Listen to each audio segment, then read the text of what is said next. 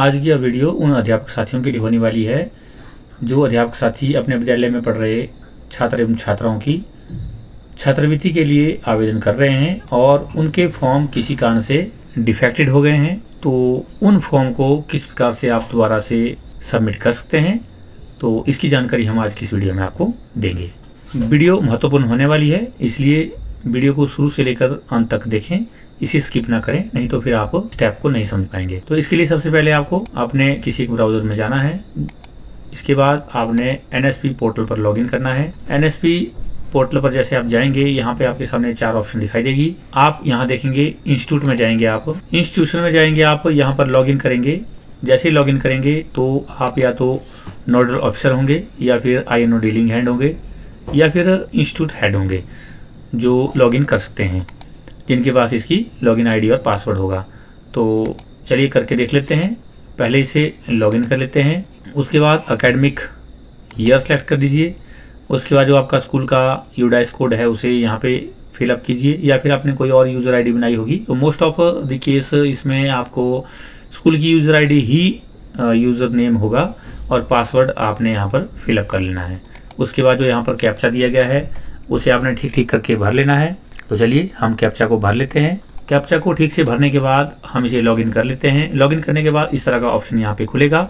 4 option है, administration, verification, report, logout. आपने verification पे जाना है। यहाँ पे आपके पास इस तरह के 4-5 ऑप्शन दिए हुए हैं। आप यहाँ से भी वेरिफिकेशन कर सकते हैं यदि आपके विद्यालय में कोई छात्र अभी तक जिसका फॉर्म आपने सबमिट किया है और वेरिफिकेशन उसकी नहीं किया है। परंतु आज की इस वीडियो में हम देखेंगे कि यदि आपने किसी छात्र को वेरीफाई कर दिया है और स्टेट लेवल से या डिस्ट्रिक्ट लेवल से वह छात्र या छात्रा किसी प्रकार से उसका फॉर्म डिफेक्टेड हो जाता है, तो वह छात्र आप यहाँ पे कैसे चेक करेंगे। तो उसके लिए आप रिपोर्ट्स में जाएंगे। यहाँ पे आप देखेंगे बहुत सारी ऑप्शन आपके पास यहाँ पे है। फाइनल वेरीफाइड एप्लीकेशन रिपोर्ट आपको यहाँ पे देखने को मिलेगी। और जैसे आप इसके अंदर जाएंगे तो यहाँ पे आप देखेंगे आपको पूरा फॉर्म दिया होगा जहाँ पे विद्यार्थी का नाम, आगे जिस स्कीम के लिए उसने अप्लाई किया है, सारी डिटेल आपको यहाँ पर मिल जाएगी। परंतु आपने यहाँ पे नहीं जाना है। यहाँ आपको केवल मात्र उन छात्रों की डिटेल मिलेगी जिन्होंने अप्लाई किया है। यहाँ पे जाएंगे आप, जो दूसरी ऑप्शन है फ्रेश रजिस्ट्रेशन रिपोर्ट, यहाँ पे आप देखेंगे तो यहाँ पे आपको वे सभी छात्र दिखाई देंगे जिन्होंने स्कॉलरशिप के लिए अप्लाई किया है। और यहाँ पे सामने स्टेटस में आप देखेंगे application under process for verification with district nodal officer, application is mark as defected by district nodal officer. तो ये डिफेक्टेड जो स्टूडेंट है वो कहाँ दिखाई देंगे, यहाँ पे आपको स्टेटस में इस तरह से दिखाई देंगे। और लास्ट में आप देखेंगे कि एप्लीकेशन विड्रॉल बाय स्टूडेंट या फिर application final verified by the district nodal officer. तो इस तरह की ऑप्शन आपको दिखाई देगी। तो आपको यहाँ पता लगेगा कि कौन कौन से छात्र आपके जिनके फॉर्म आपके डिफेक्टेड हो चुके हैं, वे छात्र कौन कौन से हैं। तो यदि ये डिफेक्टेड हैं तो इसे आपने ठीक कैसे करना है और उनकी डिटेल आपको कहाँ शो होगी जहाँ पे आप इसे ठीक कर सकते हैं। तो चलिए इसको जान लेते हैं। तो इसके लिए आपको सबसे पहले बैक आ जाना है।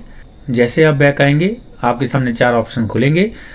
ये 4 ऑप्शन इनमें से स्टूडेंट्स के ऑप्शन में आपने चले जाना है, क्योंकि जब भी फॉर्म डिफेक्टेड होता है तो वह डायरेक्ट से फिर से स्टूडेंट के पास पहुंच जाता है। यहाँ पे आप चले जाएं, दोबारा से अप्लाई फॉर स्कॉलरशिप कर लें और उस छात्र की OTR नंबर और पासवर्ड डाल करके और कैप्चा भर करके, पिन भर करके आप इसे लॉगिन कर लें। लॉगिन करने के बाद जैसे मैंने आपको पिछली वीडियो में सारा प्रोसेस बताया था, वैसे ही आप वहाँ पे देखेंगे आगे आपको विद्यार्थियों की वो सारी की सारी इंफॉर्मेशन फिल आएगी। और जो चीज़ डिफेक्टेड होगा, जैसे कोई डॉक्यूमेंट यदि अपलोड नहीं किया है या फिर कोई डिटेल गलत भरी है, उसे आप ठीक कर लें और उसे दोबारा से आप फिर सबमिट कर लें। इतना सब करने के बाद आप दोबारा से बैक आ जाइए। बैक आने के बाद आप दोबारा से इंस्टीट्यूशन पर आ जाइए। इंस्टीट्यूशन पर आकर के आप लॉगिन कर लीजिए। लॉगिन करने के बाद आप चले जाइए वेरिफिकेशन पर। अब यहाँ पे देखेंगे आप एप्लीकेशन वेरिफिकेशन पर आपने नहीं जाना है, क्योंकि यहाँ पर आपको कोई विद्यार्थी शो नहीं करेगा। आपने जाना है एप्लीकेशन रीवेरिफिकेशन पर। अब यहाँ पे जाएंगे आप तो आपके सामने जो INO होंगे या फिर हेड ऑफ इंस्टीट्यूट होंगे, उनके पास एक OTP आएगा। उस OTP को आप यहाँ पर फिल कर लें। ठीक से OTP फिल करने के बाद आप इसे कन्फर्म कर लें। तो यहाँ पे आप देखेंगे हमारे पास एक छात्र है और उस छात्र का एप्लीकेशन ID यहाँ दिखाई दे रहा है, जो आपने पिछली लिस्ट में देखा था जिनके डॉक्यूमेंट डिफेक्टेड पाए गए थे। तो हमने उसे दोबारा से अपलोड कर लिया है और उसके बाद अब यहाँ पे शो कर रहा है। तो आप उसकी व्यू डिटेल कर लीजिए और जैसे आप व्यू डिटेल करेंगे सारी डिटेल यहाँ पे खुल के सामने आएगी।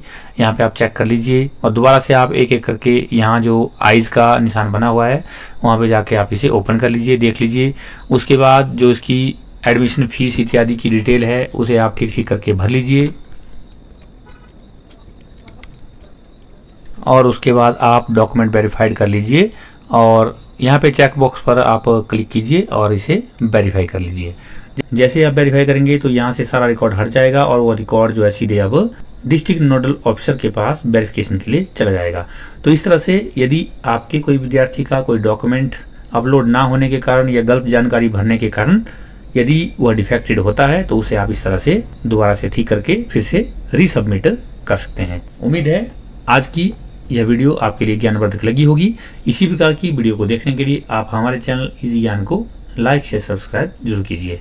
मिलते हैं किसी दूसरी वीडियो में, तब तक के लिए नमस्कार। आपका दिन शुभ हो, मंगल हो।